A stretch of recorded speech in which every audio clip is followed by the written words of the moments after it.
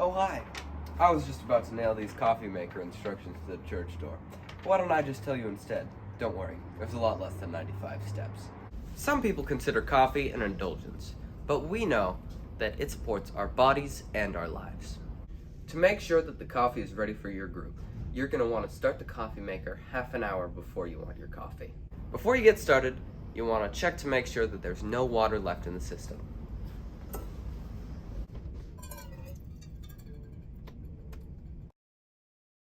The next step is to turn on the coffee maker.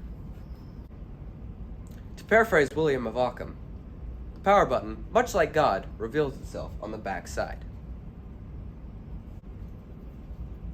Next, press the Enable Brew button. You're going to want to press the button for each side that you're brewing coffee on. Now we have to wait until it reaches 200 degrees. It should take 25 minutes. Luckily for us, it won't brew until it's reached 200 degrees. While you're waiting, check to make sure that everything is clean. Put the coffee filter in the basket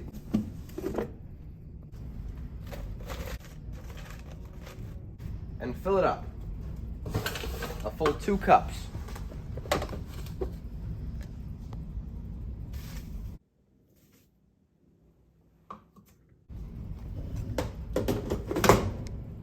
You can use a different blend of coffee for each basket. We like to keep this side decaf. Press full to serve 14-ish people and half to serve 7-ish people. Now, of course, you're going to want to adjust your coffee amount if you're only serving half a pot. When you're ready to brew, use these 3 buttons for the left carafe and these 3 buttons for the right. Press Brew A for each. If you just want a pot of hot water for tea, skip the step of the coffee filter and the coffee. When you're done brewing, remove the carafe by first taking out the basket, then grabbing the handle with one hand and the bottom with the other.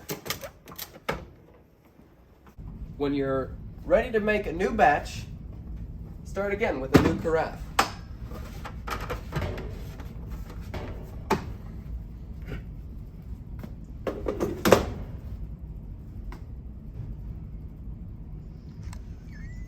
If you find that any of the instructions I've given you here is different than what is in the Fun Coffee Maker Manual, let me know, and I will happily remake this video.